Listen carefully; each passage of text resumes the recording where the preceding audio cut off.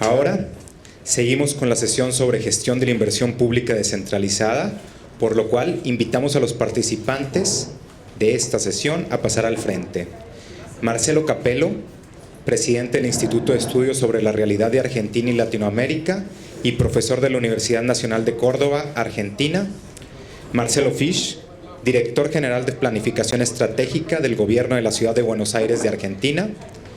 Y Adalbert Lehmann, director de la Unidad de Inversión Pública del Gobierno del Estado de San Luis Potosí, en México. Como moderadora de esta sesión tendremos a Edna Armendáriz, especialista líder de la División de Gestión Fiscal del BID. Gracias. Todos vamos a dar inicio a la sesión sobre gestión pública, gestión de la inversión pública descentralizada, y quería pedirle a Marcelo Capello que inicie su presentación que está asociada mucho a los resultados de esta iniciativa de investigación que llevamos a cabo en la División de Gestión Fiscal para tratar de medir la eficiencia de la inversión pública. Adelante.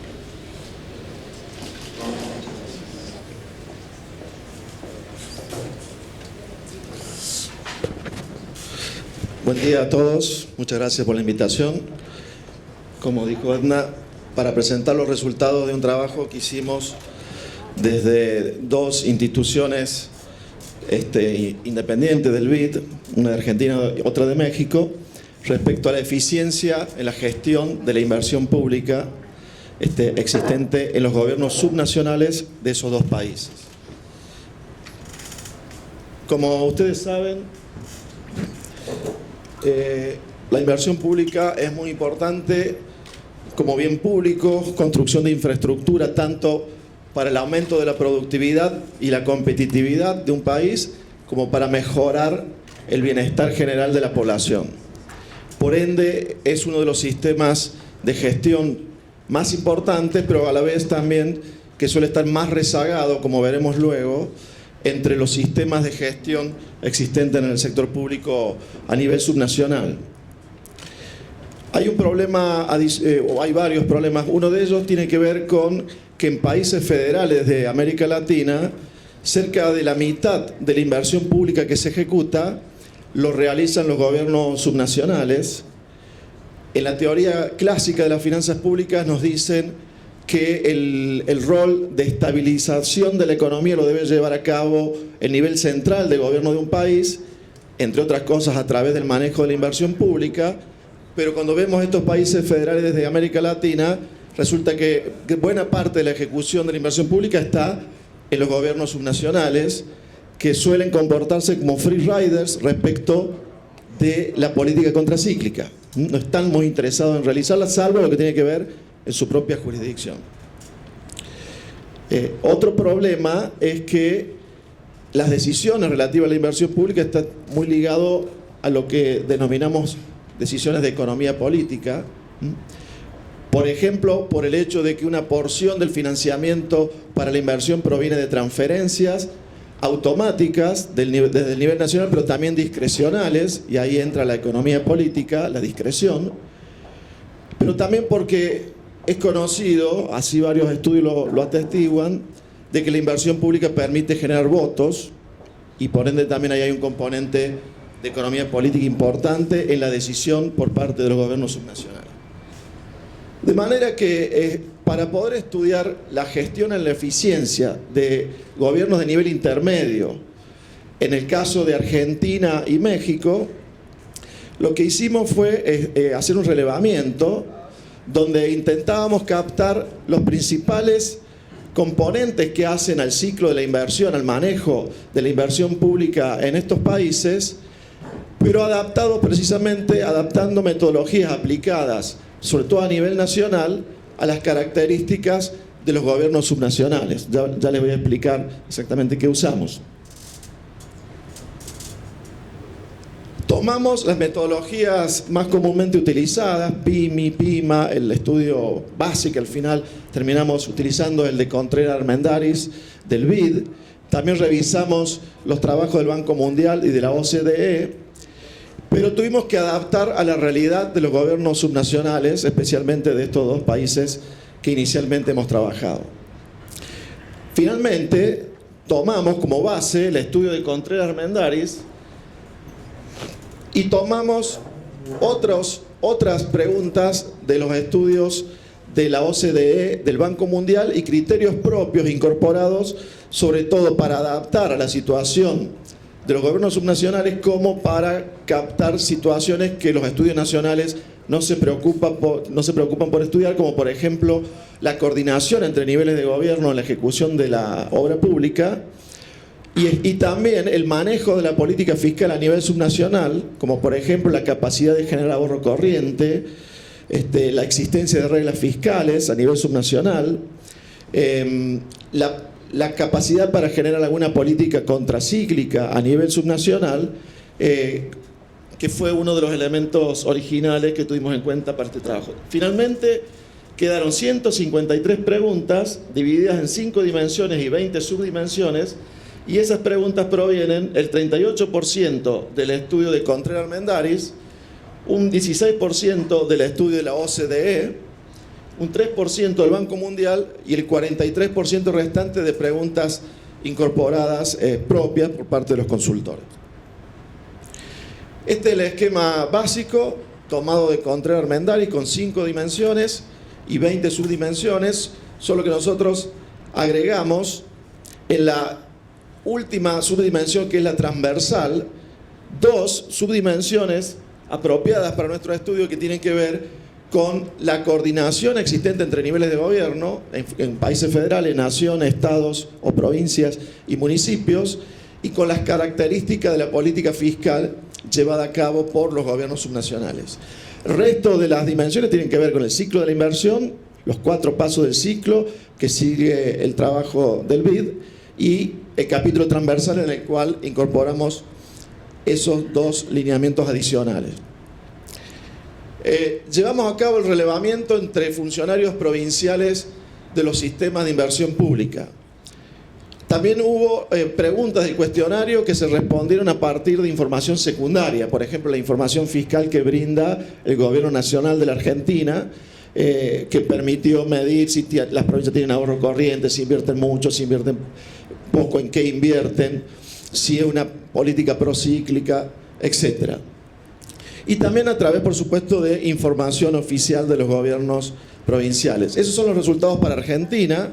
Son 24 jurisdicciones, de las cuales 23 participaron del estudio. Solamente omitió participar la provincia de Formosa, la que quedó pintada en gris en el mapa. El índice de eficiencia puede ir de 0 a 4. 4 es la mejor nota. Y como ven en esa filmina, el promedio de las provincias obtuvo una nota de 1.71. La mejor nota para la ciudad de Buenos Aires con 2.72 y la peor nota para Catamarca con 1.06. Luego lo vamos a ver desde el punto de vista regional, porque eso arroja un poco más de luz sobre las características de esos resultados. En el caso de México, que trabajó una consultora de México a cargo o dirigida por Gabriel Farfán Mares, el promedio dio 2.3 sobre 4 en los gobiernos subnacionales, en los estados, con mejores notas en Hidalgo y Sonora, o Sonora e Hidalgo, creo que tiene el mismo puntaje, algo así como 3.3, 3.4, y la peor nota en Tamaulipas, con 1.3. Entonces el promedio de México, de los estados mexicanos, entre 0 y 4, el promedio da 2.3 y en Argentina 1.7. O sea, una primera mirada nos indicaría que está un poco mejor la gestión de la inversión pública en México que en Argentina. Cuando lo vemos por dimensiones, similar a lo que ayer se mostraba para el resultado a nivel de países, los mejores resultados se dan en la subdimensión de implementación de los proyectos, que la subdimensión 3, en lo que están viendo ahora en la filmina, y los peores resultados al inicio y al final del ciclo de inversión. Al inicio con las guías estratégicas y el proceso de evaluación, y al final con la evaluación ex post, que en realidad muy pocas veces se realiza, especialmente en el caso de la Argentina. Los resultados de los dos países son muy parecidos en ese sentido. Lo mejor, la subdimensión 3, las peores, la 1 y la 4. Ahí están los resultados de Argentina por provincias y por subdimensión, pero directamente déjenme mostrar este resumen que con los colores del semáforo muestra el rojo la peor nota, lo que recién decíamos que en la subdimensión 1 y la 3 están los peores resultados, perdón, en la 1 y la 4, al inicio y al final del ciclo de inversión, pero a su vez, dentro de la subdimensión 1, los peores resultados dentro de las 4 subdimensiones están en la capacitación, en evaluación de proyectos y en las metodologías existentes para la formulación y evaluación de proyectos. Capacitación de funcionarios y metodologías. Y en la subdimensión 4, que en realidad tiene una sola subdimensión dentro de ella, dijimos también que era la más problemática de todas. En los aspectos transversales, marcamos en rojo 2 de las subdimensiones que tienen que ver con los sistemas de soporte y los lineamientos estratégicos del sistema, que también reciben una nota baja, el color rojo. Estos son los resultados para México. Después pueden chequear el trabajo en profundidad de la consultora Integralia. Pero son similares a los de Argentina por dimensiones y subdimensiones. Ahí tienen un detalle por cada estado. Regionalmente, bueno, ese es el mapa de Argentina. Los mejores resultados están en las regiones centrales, lo que se llama la región pampeana y la de Cuyo, que está también al centro del país y hacia el oeste. Son regiones de un nivel económico medio y alto, regiones productivas, agroindustriales especialmente, donde se obtienen los mejores resultados. El peor resultado se obtiene en la región que le llamamos el noreste, la que está pintada de rojo, que es una región de bajos ingresos, donde están las mayores tasas de pobreza de la Argentina, y además donde está la única provincia que no contestó el estudio, que también arroja cierta información al respecto. Los colores amarillos se dan en el noroeste, que es una región de la Argentina también relativamente pobre, de ingresos medios y bajos, y curiosamente también al sur, la Patagonia de Argentina, pintada de amarillo, donde el nivel económico es alto, de altos ingresos, pero con mucha dependencia de los recursos naturales no renovables, con mucha participación del sector público, y donde a veces la calidad institucional no suele ser tan buena. O sea que no solamente el nivel económico está asociado con los resultados en la gestión, sino que también hay otros aspectos como la calidad institucional en provincias donde, por ejemplo, hay alta participación pública, poca participación privada y dependiente mucho de recursos naturales, donde también la gestión de la inversión pública no resulta tan buena.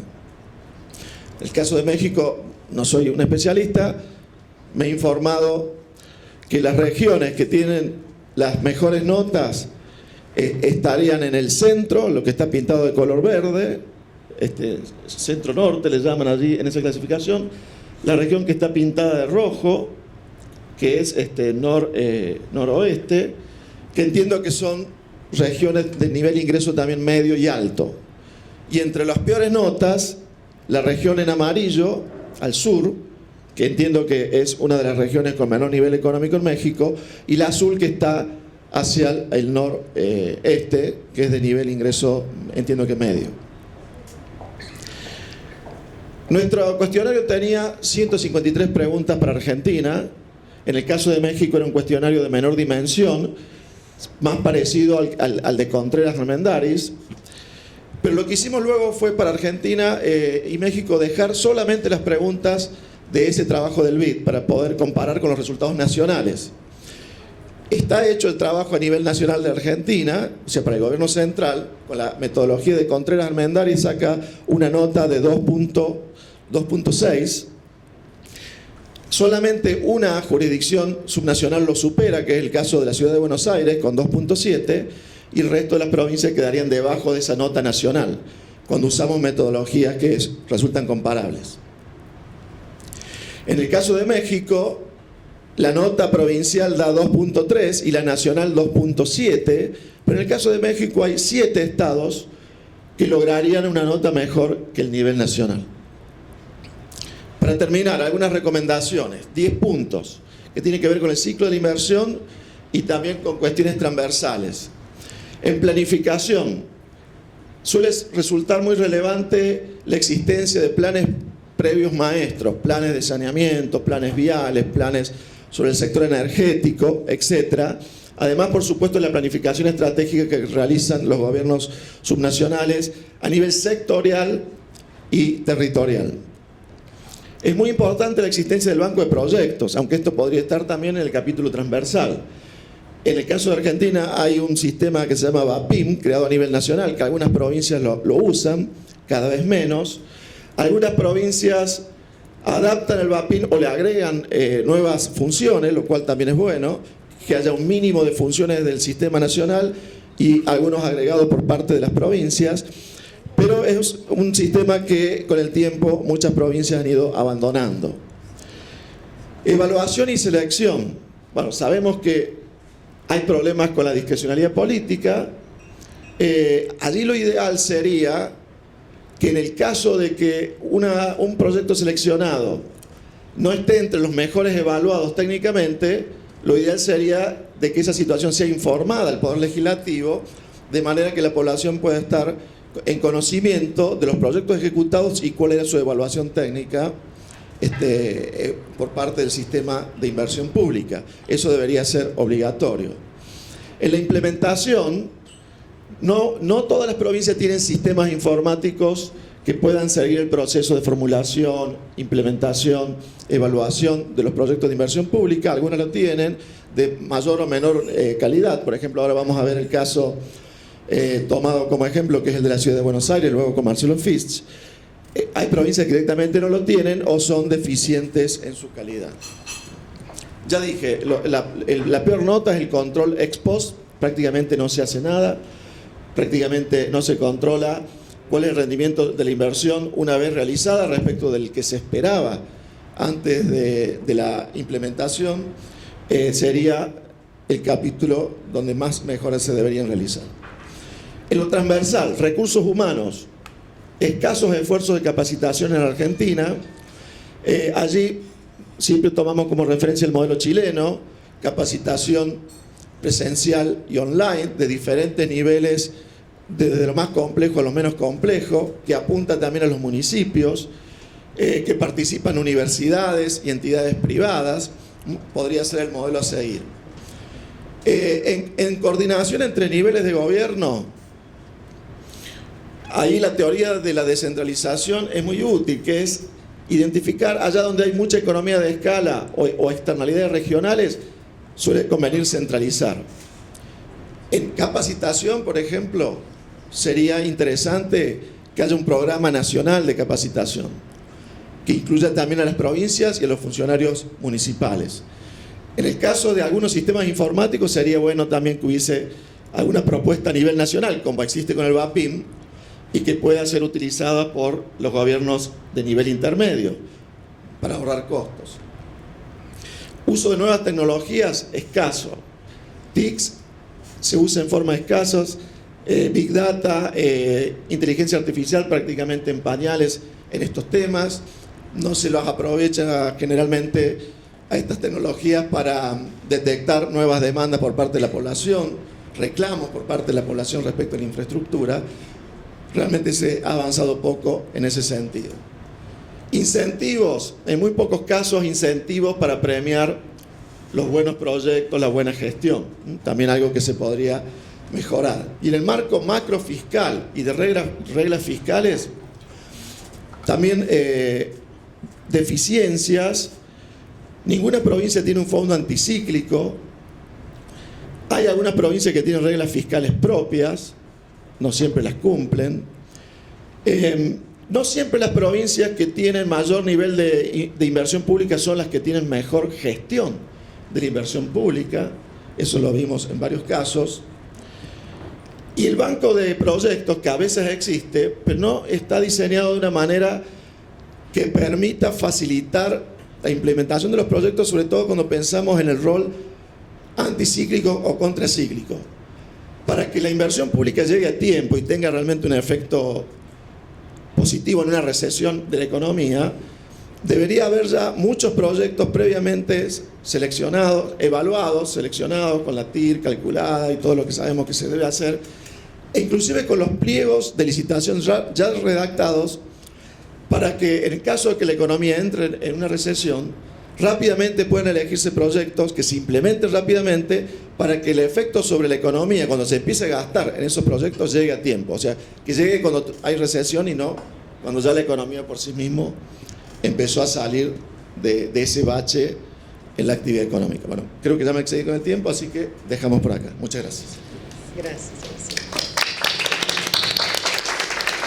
Muchas gracias, Marcelo. Interesantes los resultados y sobre todo las implicaciones para poder fortalecer la gestión de la inversión. Y ahora le paso la palabra a Marcelo.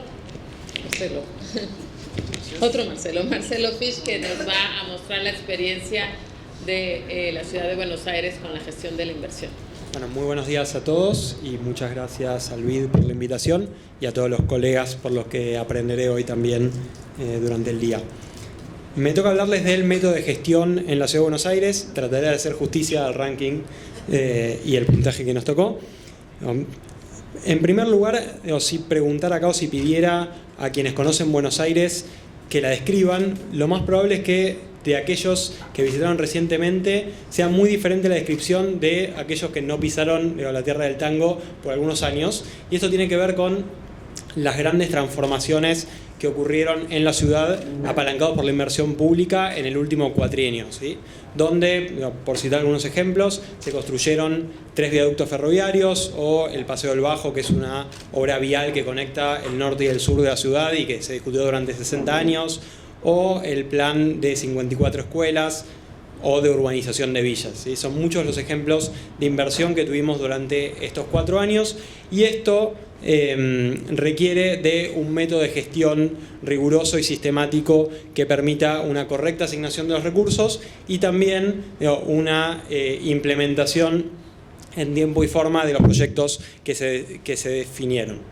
Esto tiene un ciclo que va a estructurar también mi exposición, que parte de un diagnóstico tanto de necesidades ciudadanas como de indicadores urbanos y objetivos, la definición de un propósito, una visión y objetivos estratégicos para, a partir de un modelo presupuestario plurianual, tener una cartera de proyectos que se analiza, se profundiza, se prioriza y con eso se pasa a la implementación, ¿sí? Donde en el ciclo del método de gestión es muy relevante la coordinación y el seguimiento de esa implementación, pero también la evaluación de resultados posteriores, de la calidad de esos proyectos y de los servicios y la retroalimentación de este ciclo de planificación, donde el soporte de sistemas y herramientas y también la voluntad de apertura y transparencia son bases fundantes de este método. Partimos del Plan General de Gobierno, ¿sí? Un plan que se establece a largo plazo y que se plasma en proyectos a 4 años durante la gestión, que si nuestra pregunta madre de todo lo que hacemos en el gobierno es cómo le mejoramos o qué le mejora la vida a la gente, de donde tenemos que partir es de un diagnóstico de las necesidades ciudadanas. Esta rueda es un framework que tenemos construido, que a diferencia de lo que estamos acostumbrados quienes nos dedicamos a la política pública, no está hecho desde la óptica del Estado, sino desde el ciudadano, donde, por ejemplo, sentirse seguro o moverse fácilmente por la ciudad son los drivers a los cuales tenemos que apuntar. Y este diagnóstico se hace a partir de esas dimensiones con distintas herramientas que nos permiten entender los indicadores objetivos detrás de cada una de esas dimensiones, pero también entrevistando a expertos y a funcionarios la óptica de especialistas detrás de estas dimensiones.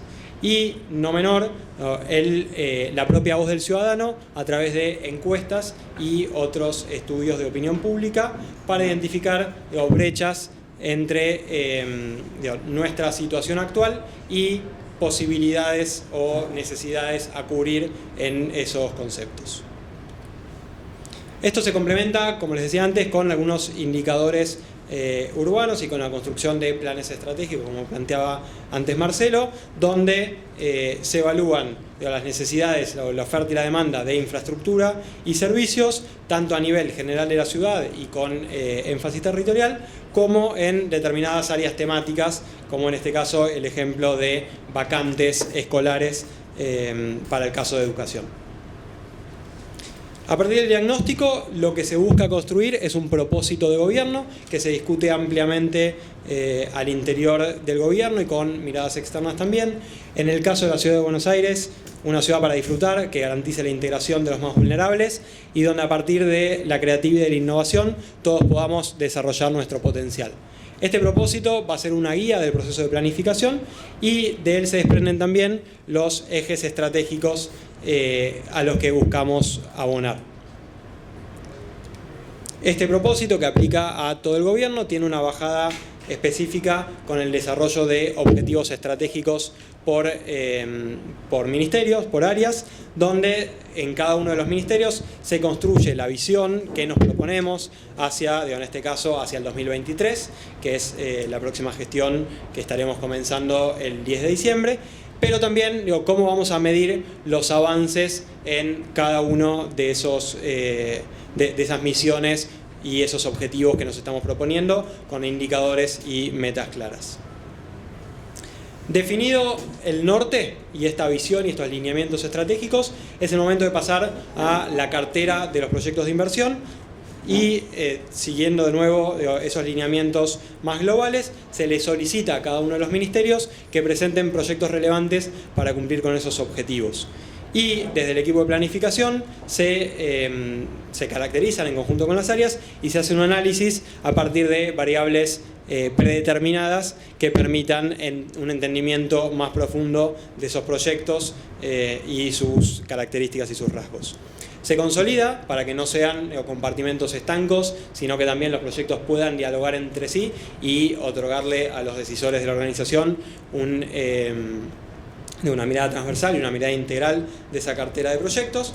Y a partir de un modelo presupuestario construido de manera plurianual, en este momento nos estamos manejando con la proyección al 2028, entendiendo que en Argentina a veces hay algunos cambios macroeconómicos en el medio, y a partir de ese modelo presupuestario se definen algunos proyectos que se prepriorizan con determinados criterios de impacto y de eficiencia para exponerlo a instancias de priorización. Acá, obviamente, el desafío que tenemos es el que planteaba antes Marcelo, que es cómo definir ciertos variables o criterios objetivos y permitir la comparabilidad, también haciendo eco de la discrecionalidad política que puede tener la decisión también de proyectos de inversión. Para eso, algunas herramientas de caracterización de los proyectos, desde una información que se exige básica a todos los ministerios para la presentación de proyectos, con KPIs múltiples, con desagregación presupuestaria, no solamente en términos de inversión, sino en operación y mantenimiento posterior, y hitos y la interconexión o la secuencialidad de ese Gantt detrás de los proyectos, y un análisis que se hace desde el equipo por tipo de proyecto con un checklist que nos permita estar seguros que no hay olvidos en esa propuesta de proyectos, que estén contempladas los distintos stakeholders, las coordinaciones entre las áreas, etc. Y riesgos que puedan también acontecer durante el ciclo de vida de cada uno de los proyectos. Luego se someten a instancias de priorización con los líderes del gobierno de la ciudad. En este caso, ahí pueden ver en la foto al jefe de gobierno, jefe de gabinete, ministro de Hacienda, vicejefe de gobierno, donde con un método muy simple se parte del análisis que se hizo de caracterización de los proyectos propuestos y en la otra pantalla el modelo presupuestario en vivo, y se van definiendo en función de esa comparabilidad y cierta disputa entre proyectos las definiciones de priorización, donde eso tiene un impacto en el modelo presupuestario y se va iterando hasta configurar un modelo de plan y presupuesto a 4 años. Una vez definidos los proyectos de inversión priorizados, se baja esa información y se documenta en lo que ven en pantalla, que llamamos acuerdos compromiso, donde constan para cada uno de los proyectos las metas, los plazos y las curvas de inversión, y que se actualizan en diciembre de cada año y se firma se firma realmente a mano entre el ministro del área responsable de la ejecución, que se compromete a esas condiciones y a esa implementación en tiempo y forma, el ministro de Hacienda, que se compromete a la asignación adecuada y pertinente de los recursos, y nuestra Secretaría de Planificación y Coordinación de Gestión, que va a acompañar todo el proceso de implementación posterior y guiar en base a estas pautas claras que están en el documento cómo viene e informar cómo viene esa ejecución. Este proceso de plan, esta fase de plan, tiene un correlato en términos de transparencia. El plan de gobierno, una vez constituido, nos damos vuelta, lo publicamos de manera accesible para todos los ciudadanos en una web. Ahí ven un ejemplo. Y además se toman algunos temas relevantes por los cuales el jefe de gobierno se compromete de manera pública a determinadas metas con sus avances, y se va rindiendo cuentas de los avances de ese compromiso, tanto en la web como anualmente en un evento de accountability. Finalizado el proceso de plan, pasamos a la instancia de seguimiento de los proyectos y coordinación de la gestión, donde hay prácticas y rituales muy claros y conocidos por todos para ir viendo el monitoreo de cada uno de los proyectos. Para esto se desarrolló una plataforma que le da soporte a esta instancia de seguimiento, y que vamos a pasar un breve video que lo explica mejor que yo. En el gobierno de la ciudad llevamos adelante más de 1.500 proyectos en simultáneo, desde una mega obra como el Paseo del Bajo o la creación de la Villa Olímpica, hasta el arreglo de baches en un plazo de 15 días o la instalación de rampas en todas las esquinas. Para gestionar esta cantidad de proyectos de manera efectiva, tenemos una metodología rigurosa que nos permite cumplir paso a paso con el plan de gobierno.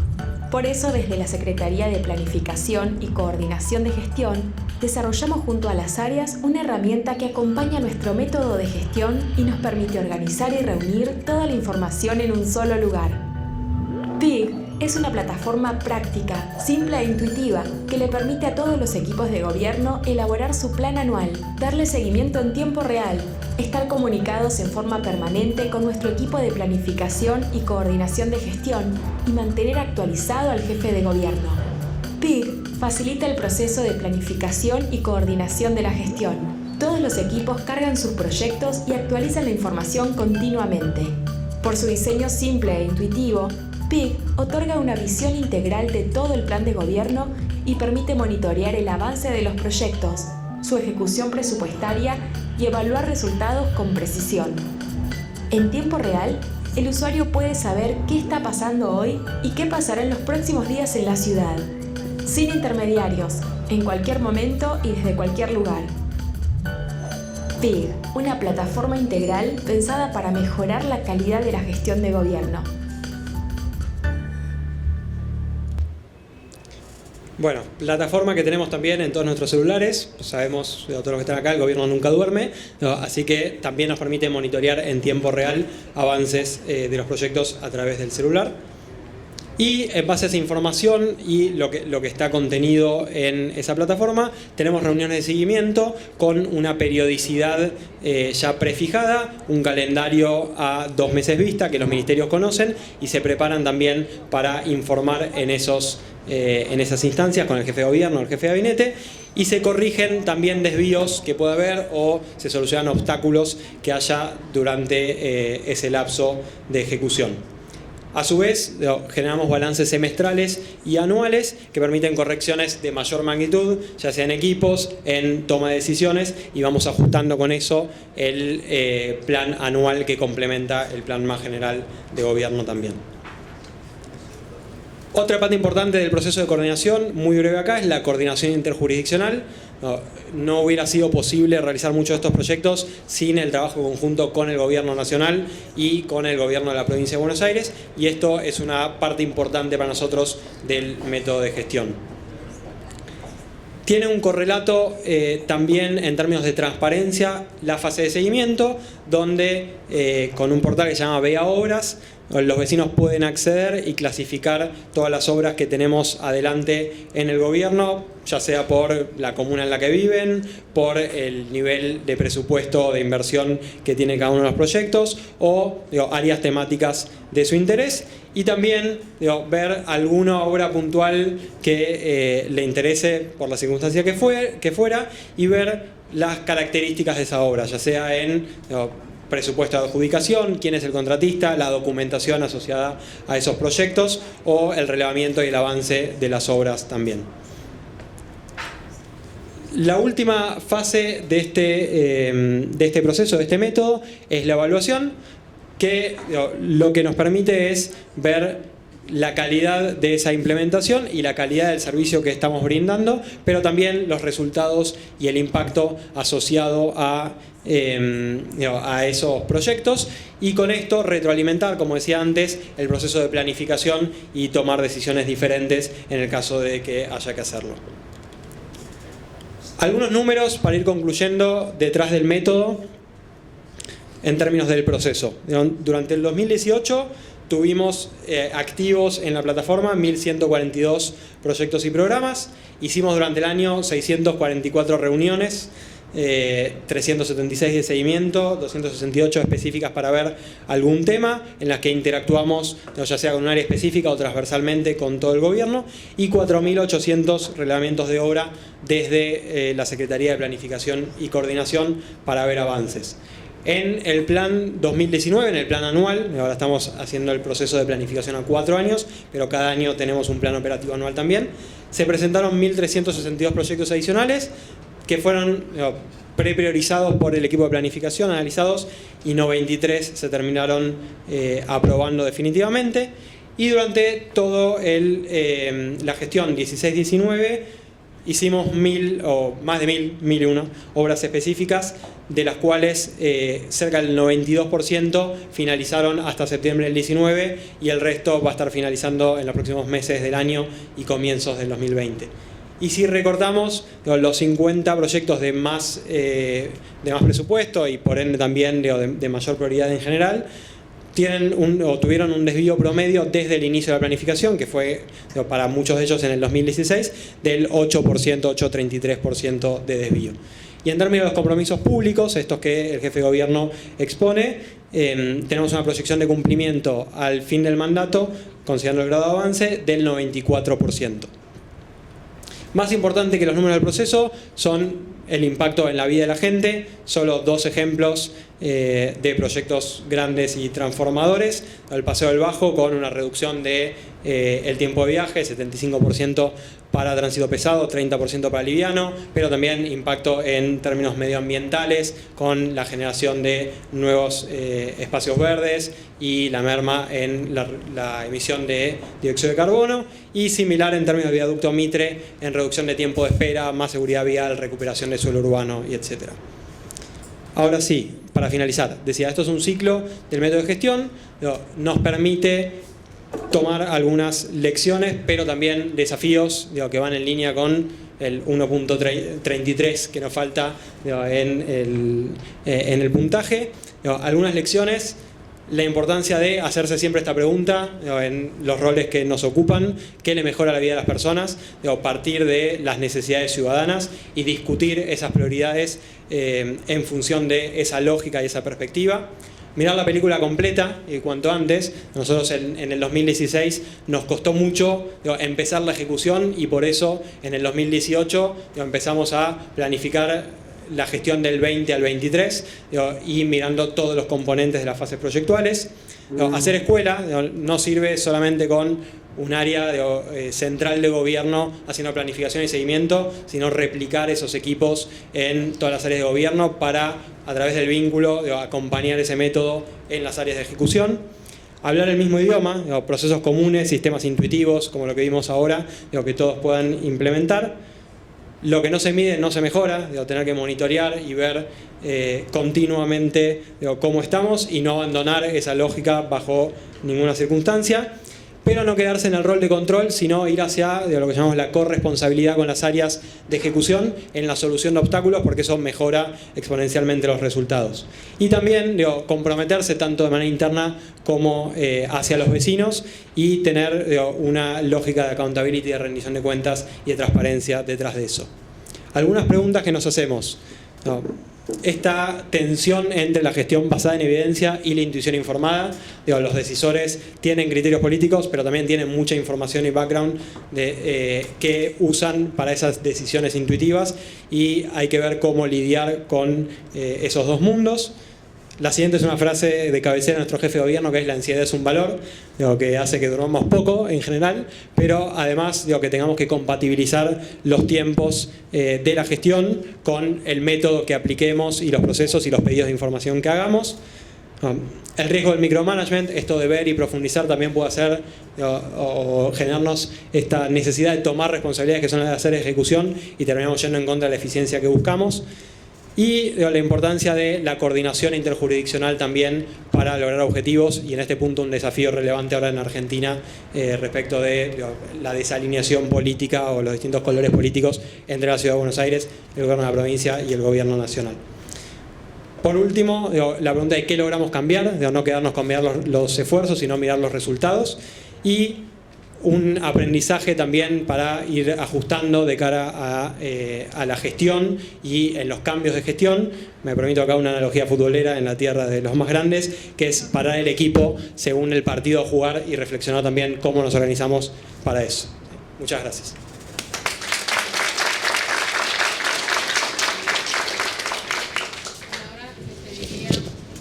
Ahora Adalbert Lehmann, que nos presente la experiencia de San Luis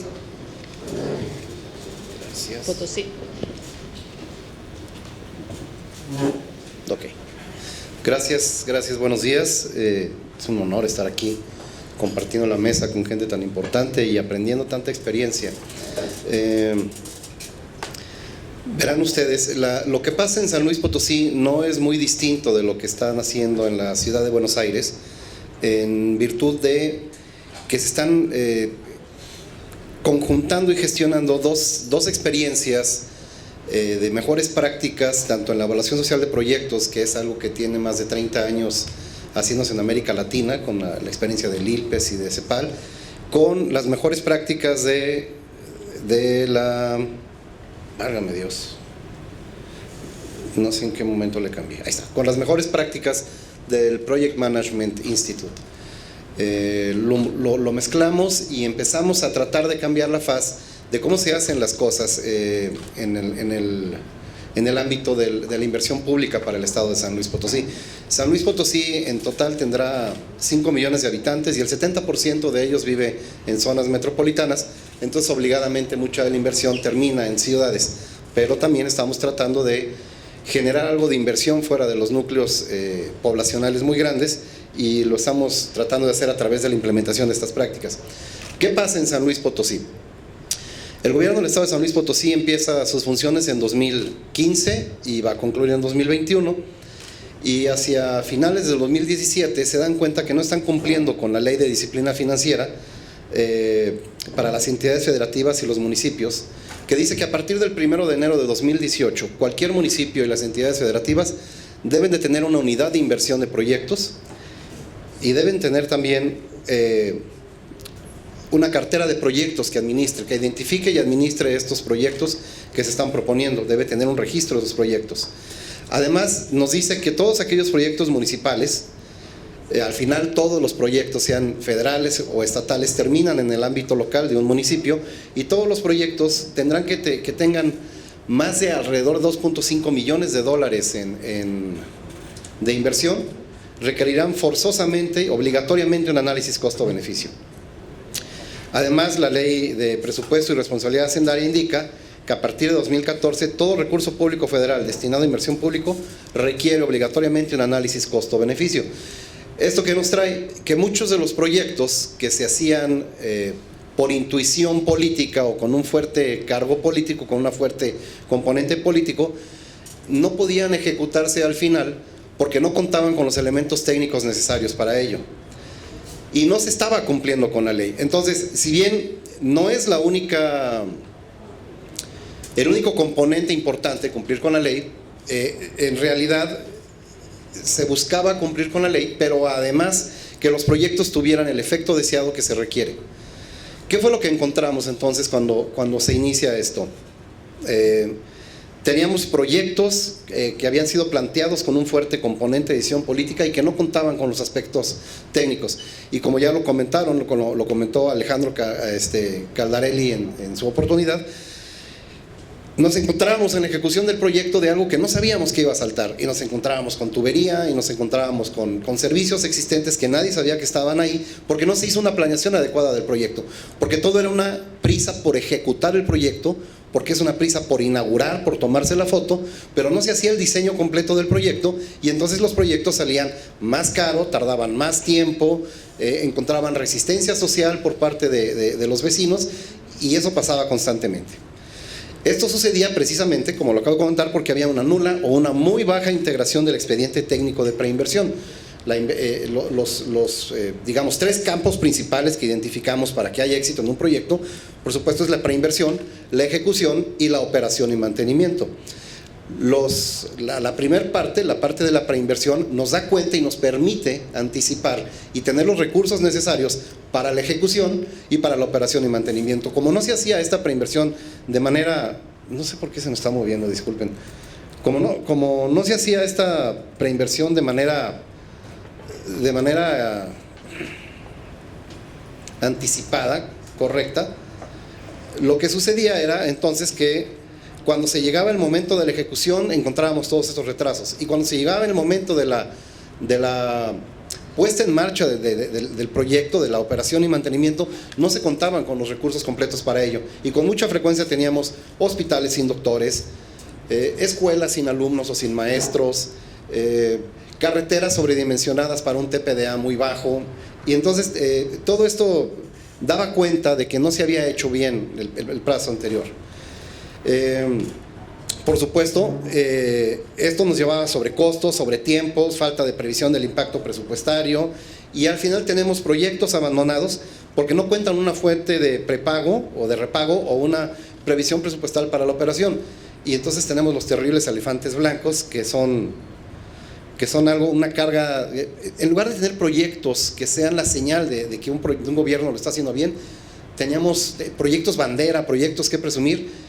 Con mucha frecuencia en el pasado hemos tenido proyectos estigma, ¿no? Entonces se convierten en la marca negativa, y en lugar de recordar al gobernador o al alcalde por un proyecto bueno, se le recuerda por el montón de proyectos malos que dejaron por ahí tirados, y esta parte se tiene que evitar. También sucedió que se financia inversión en infraestructura, que cada uno de los proponentes, cada una de las entidades de los despachos de gobierno, lo hacían con una agenda distinta a la del gobierno, es decir, me está jugando chueco, no contaban con una alineación a los instrumentos de planeación vigente, no estaban alineados a compromisos de campaña del gobernador, o no respondían a un compromiso de solución de una demanda, de un problema percibido por la sociedad, y por lo tanto sus objetivos, sus metas e indicadores de desempeño no aparecían en un documento o en un instrumento de planeación de los ya establecidos. Entonces la respuesta de queremos no se cumplía, pero además obviamente no se iba a cumplir con la respuesta de podemos, que es la de meterle el dinero, porque no estaba alineado a algo, y entonces eran como proyectos que no necesariamente queríamos hacer y no estaba previsto que se pudieran hacer. Ok, ¿qué sucede entonces? En diciembre de 2017, después de haber hecho un diagnóstico de toda esta problemática en conjunto, justo a la mitad del camino del sexenio, se decreta la creación de la Unidad de Inversión Pública para la Secretaría de Finanzas del Estado, desde el Gobierno del Estado de San Luis Potosí. Se publica en el reglamento interno de la Secretaría de Finanzas, donde se establece el cumplimiento de la normatividad ya mencionada, de análisis costo-beneficio para toda iniciativa de proyecto, y la puesta en operación de un portal de cartera de proyectos de inversión, donde se capturan los principales elementos del proyecto propuesto por las dependencias. Es algo similar al portal del CERFIR 23 o a la cartera de a la cartera de proyectos y programas de inversión de la Secretaría de Hacienda y Crédito Público. Y no es coincidencia que sea tan parecido, porque una gran parte del recurso que se invierte en los estados y pues después en los municipios viene del recurso federal y se tiene que acceder a través de él, se tiene que cumplir con los lineamientos de la Secretaría de Hacienda y Crédito Público, de la Unidad de Inversión o de la Unidad de Política y Control Presupuestario. Entonces lo que hicimos fue poner la vara muy alta para poder brincar rápidamente esa oportunidad y tener un proyecto preparado para que se financie con recurso estatal o bien pueda ser rápidamente escalonado y financiarse con recurso federal, que es de más difícil acceso. Y entonces empezamos a ordenar todos los proyectos. La parte de dónde se va a financiar no es lo más importante, sí lo más importante, pero no es lo más importante a discutir ahora, lo dejamos al final. Primero estructura bien tu proyecto, y si tu proyecto, como decimos coloquialmente en México, tiene patas para gallo, es decir, está listo para pelear, está listo para competir, entonces buscamos dónde competirlo, buscamos el ruedo donde echarlo a pelear, pero no antes. Primero completa bien tu proyecto. Dios, ¿qué hice ahora? Ya. Ok. Entonces, ¿qué hicimos? Homologamos los requisitos técnicos, económicos y financieros para dictaminar un proyecto conforme a los lineamientos federales, es decir, si pasa para la Unidad de Inversión Pública de San Luis Potosí, compite dentro de los proyectos federales.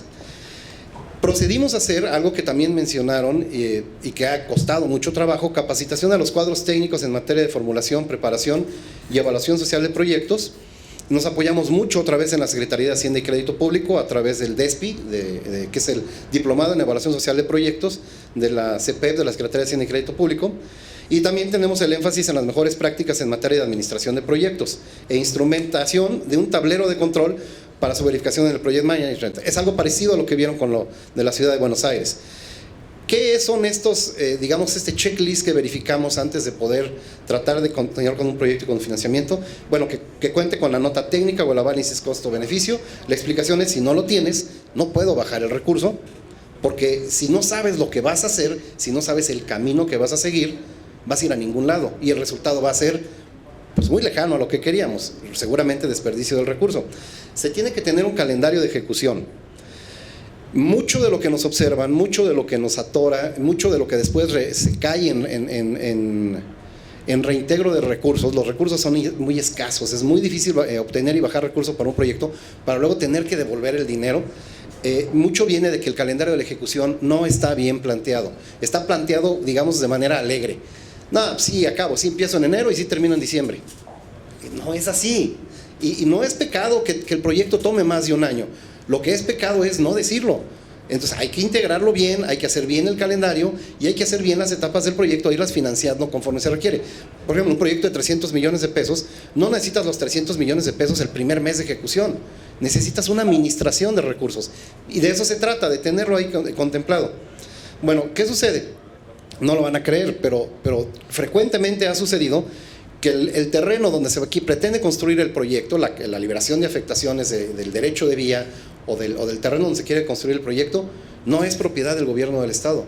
Y entonces empezamos a construir en ajeno, o peor aún, nos detienen la obra porque le sale un dueño distinto al que pensamos que tenía, que según nosotros éramos nosotros. Entonces tenemos que tener bien clara la liberación de afectaciones. Aspectos y ambientales y otros permisos. Hacemos obra y cortamos tubería, pasamos por donde está tubería de Pemex o por donde hay fibra óptica, etcétera, y eso detiene y encarece el proyecto y sucede con demasiada frecuencia. ¿Por qué? Porque el proyecto ejecutivo no contemplaba o no había hecho un análisis de esto y no estaban listas las obras para ello. El esquema financiero surge derivado de esto, muchos costos no contemplados en la ejecución del proyecto. El resultado entonces es que se encarece o el dinero no ajusta, o se tarda más y aunque hubiera ajustado el dinero tenemos que reintegrar recursos. Y también no se hace una consulta plena, o no se había estado haciendo una consulta plena con los interesados y los involucrados en el proyecto, de manera que surgían obras inducidas que ni siquiera teníamos contempladas, pero que debieron haber estado contempladas de un cambio. De pronto uno dice, bueno, voy a hacer un acueducto que va de tal presa a tal ciudad, pero resulta que sí querían los vecinos que para que les dejáramos pasar por sus terrenos los acueductos, querían algunos caminos rurales o algunos pasos ganaderos y no habían sido contemplados. Lo que tenemos entonces es, lo podrán ver ahora en pantalla, es una especie de semaforización del checklist. Si tu proyecto tiene todo en verde, está listo para ejecutar, está listo para requerir recurso estatal o federal o una concurrencia del estatal, el federal y el municipal. Nos gusta mucho que los proyectos tengan concurrencia municipal porque da cuenta del compromiso y del interés del municipio en que se haga este proyecto.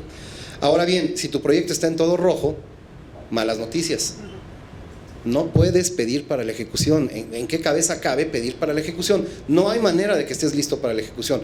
Son malas noticias, pero las buenas noticias son que ganaste un año para preparar mejor tu proyecto. Tienes un año para poner todo eso en rojo, en verde. Y no es una mala noticia, en realidad es una buena noticia. Tienes el apoyo de la unidad de inversión, tienes el apoyo de la Secretaría de Finanzas del Estado de San Luis Potosí para hacer que esos rojos se transformen en verde y estés listo para el siguiente presupuesto. Ahora, si tienes algunos verdes y algunos amarillos, significa que si bien no estás listo hoy, es probable que estés listo en el corto plazo. Entonces pongamos atención a los puntos amarillos para que rápidamente puedas ejecutar tu proyecto. Los reactivos de arriba son lo de abajo, ¿no? Solicitud formal de recursos, alineación del presupuesto basado en resultados, nota técnica o análisis costo-beneficio, liberación de afectaciones, etcétera. ¿Qué sucede? En la cartera de proyectos de inversión, en azul 2018, en amarillo 2019, registraban, ahora menos, pero siguen registrando bastantes, un montón de acciones, es decir, la encuesta de perfil del turista, la fiesta de luz de tal municipio, la fiesta patronal, ok. Se registran porque tenemos que tratar de tener algo de control en lo que se está haciendo, pero el énfasis está en los proyectos. Ahora se registra más obra, pero vean también, se registran más estudios de preinversión, más solicitud de estudios de preinversión. Estos 37 proyectos de la derecha seguramente van a ser solicitudes de obra bien estructuradas para el próximo año. Es decir, está empezando a tener un impacto. Recuerden que empezamos en enero del 2018, lo cual en términos de cómo suceden las cosas en México, realmente empezamos en marzo. Ha ido mejorando. ¿Qué sucede? Durante el ejercicio del 2018, el 100% de los recursos públicos fueron auditados.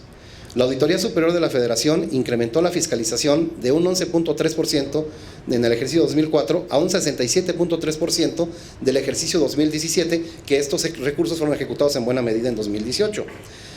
¿Qué resulta? Hay una notoria disminución en las observaciones, de un 17.3 a un 0.5%, que es el mínimo histórico que ha habido en el estado de San Luis Potosí, y vamos para un 0%. Es decir, la sola documentación de la etapa de preinversión ha permitido resolver, primero, evitar muchas observaciones y las ya observadas, resolverlas con documentación rápida.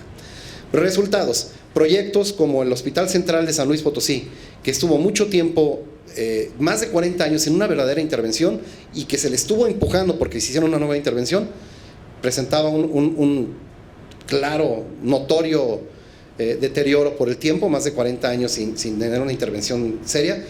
Ahora resulta, logramos que para 2018 la gestión por cerca de 1.700 millones de pesos, y así es como va a quedar ahora. Y va a recibir otro tramo de recursos el año que viene para equipamiento, más de 200 millones de pesos en equipamiento. Esto va a permitir más que cuadruplicar la capacidad del hospital, y este hospital es en particular importante porque es el hospital escuela de la Facultad de Medicina de San Luis Potosí, que es probablemente la mejor facultad de medicina de México. Entonces tenemos a los mejores doctores dando clases en la facultad, haciendo prácticas con sus alumnos en el hospital escuela, para la gente que más lo necesita. Está lo mejor del talento probado y de lo mejor del talento futuro, atendiendo a la gente más necesitada regionalmente en San Luis Potosí. También vamos por un transporte masivo red metro. La ciudad de San Luis Potosí, donde vive el 70% de la población del estado, está siendo víctima de su éxito. Tenemos un boom económico bastante interesante con la instalación de las plantas automotrices, la zona industrial está creciendo y todo, pero eso está ahogando nuestras vialidades. Entonces vamos a hacer un transporte masivo llamado red metro. Estuvo atorado, se cuenta con un convenio de aportación financiera por parte de Banobras, del Fonadín, que son los fondos federales para infraestructura en los municipios en México. Tenía 2-3 años atorado, nos habían dado 3 o 4 prórrogas con la intervención a partir del 2018 en la instalación de la cartera de inversión y de la unidad de proyectos.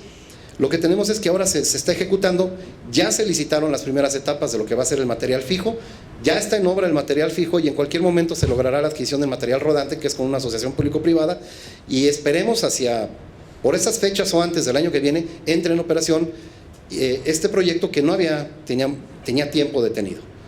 Y bueno, me voy a dar tiempo rápidamente. Lecciones aprendidas. Esto es algo que no hacíamos en México y que en general creo que no hacemos en Latinoamérica. Registro de lecciones aprendidas.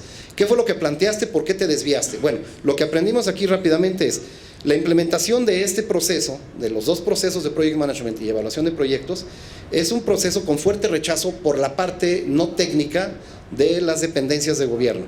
Y se requiere una figura de autoridad muy fuerte para establecerlo y decirles va en serio. Esta figura de autoridad es el secretario de Finanzas y transmite ese empowerment a la unidad de inversión, y cuando ven que las cosas van en serio, porque al principio era, ay sí hombre, es lo mismo, ese rollo ya me lo sé, no, pero ahora va en serio, y fue en serio. Se debe hacer un periodo de transición relativamente breve que indique certeza en el cambio de las costumbres ya arraigadas, de las malas costumbres, de las mañas de antes, las tenemos que cortar y empezar a cambiar en un periodo relativamente breve. Y para ello se debe premiar a los que cumplen con los lineamientos y castigar a los que no, pero que todos los demás entidades se den cuenta de ello. Y también se requiere una fuerte inversión en capacitación. Y se debe de prever recursos para contar elementos para los que las dependencias no cuenten, porque exigimos análisis costo-beneficio, exigimos proyectos ejecutivos validados, exigimos liberación de derecho de vía, pero a veces no hay dinero para ello, simplemente porque nunca lo habían contemplado y no sabían que tenían que hacerlo. Ahora hay que hacerlo. Bueno, hay que prever una bolsa para cumplir con ello, si no, lo que vamos a hacer es detener la inversión en lugar de impulsarla. Y listo, muchas gracias.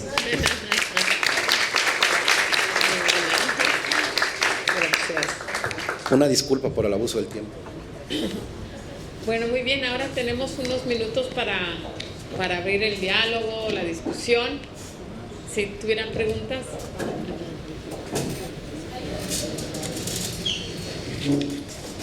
Súper interesante, luego hablamos. 5 minutos y 2. Bom dia.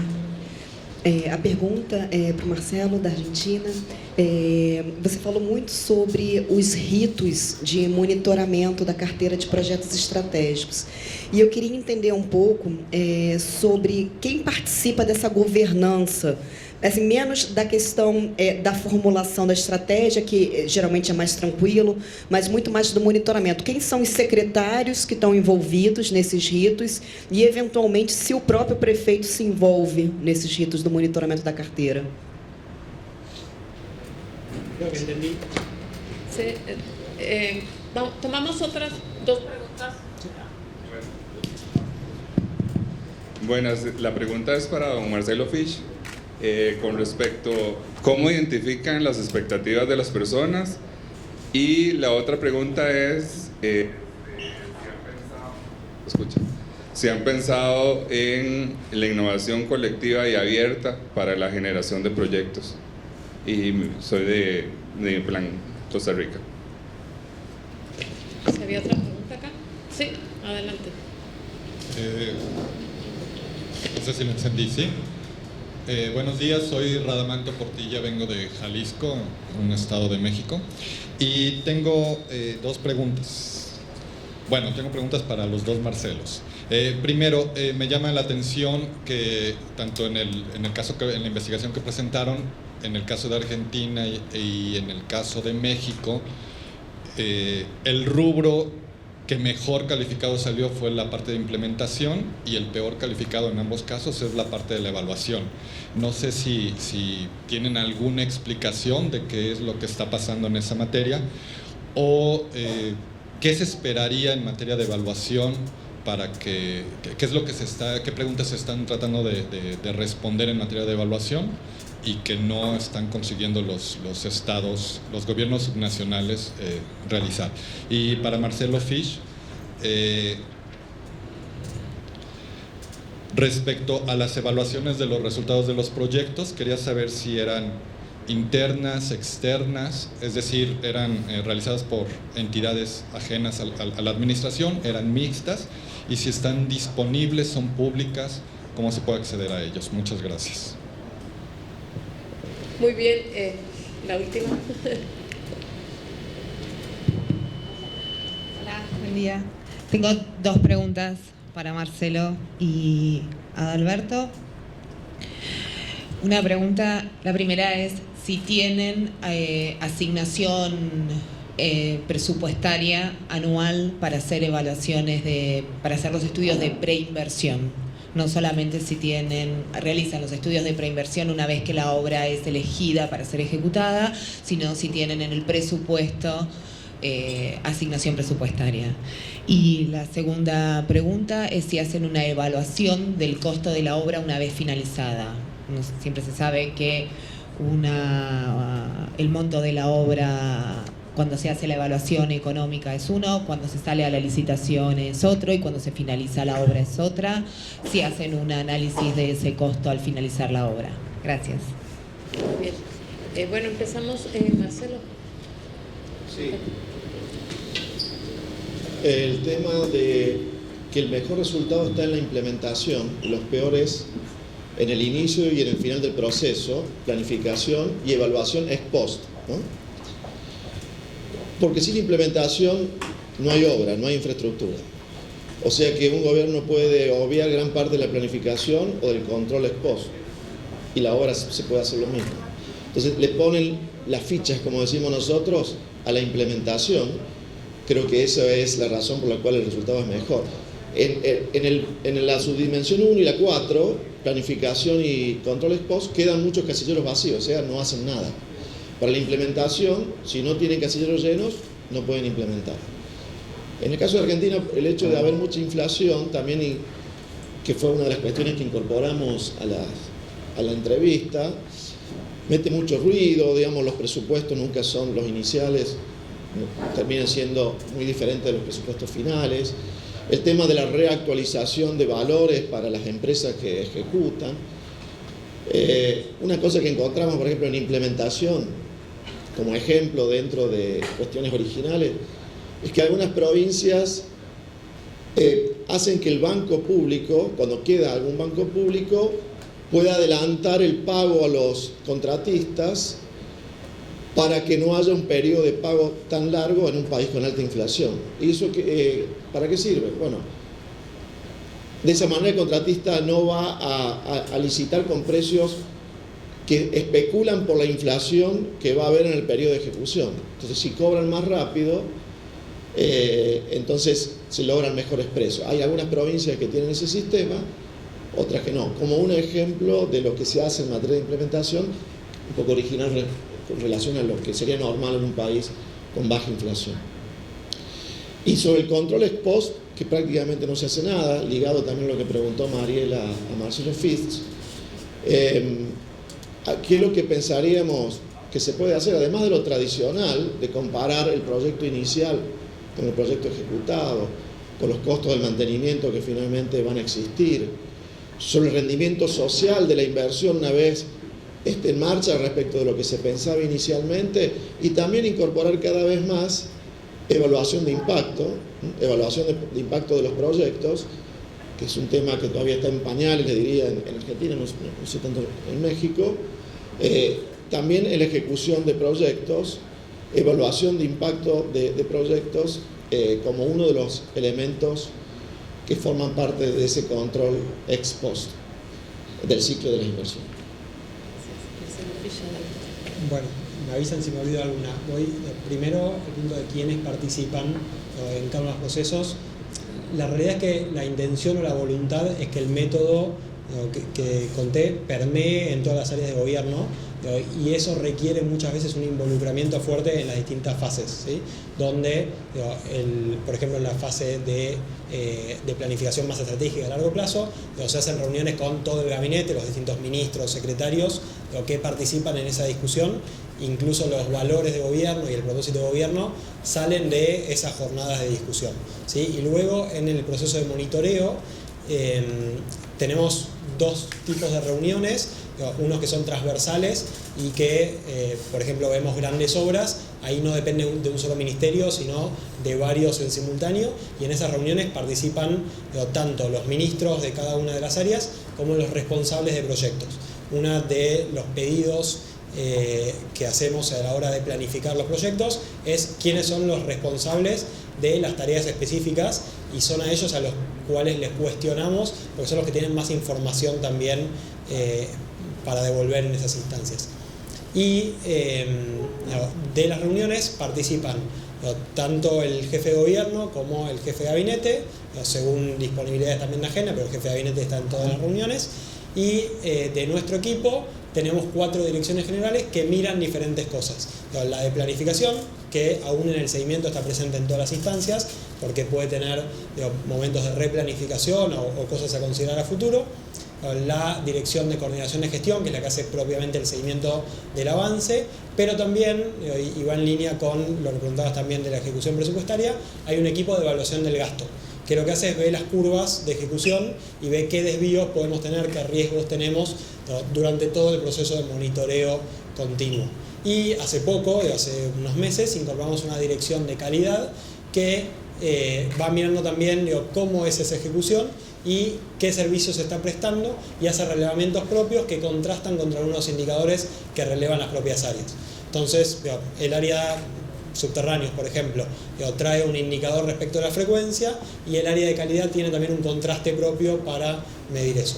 Pero la participación en todas las instancias diría que es bastante extendida, masiva, y los ministros saben que tienen que responder en esas instancias a un analista, a un líder de nuestro equipo, independientemente de las jerarquías y los rangos. Después, en relación a el proceso de participación y cómo medíamos las necesidades, la verdad que es un proceso complejo. Obviamente, en todo lo que tiene que ver con lo social hay subjetividades, pero se usan, como contaba antes, por ejemplo, encuestas con un nivel de representatividad y un tamaño muestral que permiten entender, para ciertas variables, ciertas preguntas, ciertas cuestiones, cuáles son esos indicadores derivados y que nos permiten tener un proxy de las necesidades, pero también consulta a especialistas, organizaciones que sean afines a una determinada temática y que tengan algún nivel de representación de esa voz. Y este gobierno también implementó un sistema de cercanía, que si bien no es riguroso cuantitativamente, es muy constante, que es salir a la calle. Básicamente tenemos reuniones de cercanía con vecinos. El jefe de gobierno durante toda la gestión tuvo cerca de 3 o 4 reuniones en los distintos barrios de la ciudad por semana, y nos exigen a todos los funcionarios que hagamos lo mismo, con lo cual es un poco salir de la oficina, que para los más técnicos a veces puede ser un problema en términos temporales y una demanda, una exigencia, pero que en definitiva te permite hablar con tus usuarios, clientes y a quien tenés que ser accountable también. Y en términos de la herramienta de participación, es otro desafío.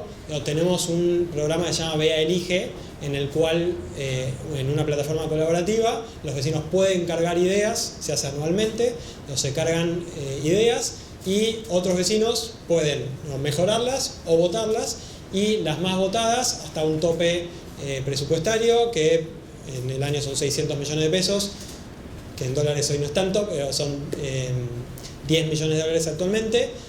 Se asignan los recursos para eso que fue votado, con la viabilidad técnica de las áreas detrás, ¿sí? El tema que tenemos ahí a veces para plasmar la participación es la escala de las iniciativas, donde muchas veces los vecinos, sin un conocimiento técnico específico, lo que ven son lo más cercano a su puerta de la casa, ¿no? Entonces quiero una poda, una reparación de una vereda o un semáforo, y no grandes proyectos de inversión en general. Pero existen esas herramientas de participación. La otra pregunta era ¿sigo contestando o qué pasemos? Sí. Ok, gracias. No existe etiquetado en el presupuesto por proyecto, no existe, es el siguiente paso. Lo que hay ahora es una bolsa, digamos, hay un tope presupuestal por dependencia, y dentro de ese tope presupuestal, donde está contemplados los proyectos de inversión, ahí mismo tienen que, si dice, oye, es que necesito tanto dinero para adecuar el proyecto ejecutivo, contra tu tope, porque debiste haberlo previsto antes, ¿no? Y el siguiente paso es que se inscriban proyectos completos que sean las 3 etapas y entonces tengamos una previsión presupuestal para cada etapa. Todo lo que necesitas para la preinversión, todo lo que efectivamente necesitas para la ejecución y todo lo que se va a requerir como previsión presupuestaria para la operación y mantenimiento durante la vida útil del proyecto, para que no se deteriore aceleradamente, etc. Esta parte sí es importante y estamos caminando hacia ello. El otro punto que estábamos viendo, que es importantísimo también irlo previendo, es tener una bolsa para proyectos dentro de la Secretaría de Finanzas, porque habrá algunas cosas que se tendrán que hacer en casa y entonces en lugar de gastar en contratar un proyecto o un estudio, mejor vamos contratando el diagnóstico hecho por los expertos en casa, haciendo que ellos conozcan el problema y ellos generen la alternativa de solución, pero hacia adentro. El gran problema con esto, y no sé si suceda también en el resto de los países o de las ciudades, es que termina el periodo de gestión gubernamental, entra un nuevo gobierno y todo lo hecho se borra y se olvida. Entonces no quedan lecciones, registro de lecciones aprendidas, no quedan los cuadros técnicos que son tan necesarios. Entonces estamos tratando de hacer que eso sobreviva, pase el periodo de elecciones y pase el periodo de cambio de gobierno, y estamos tratando de ver cuál es la mejor política para que eso suceda. Pero bueno, si la respuesta concreta era, no existe en este momento. Gracias. Bueno, muchas gracias. Les pido un aplauso para los panelistas.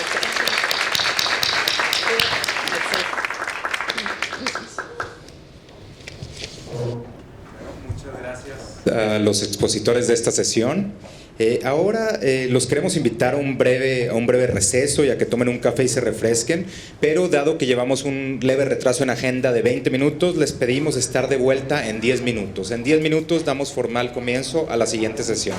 Gracias.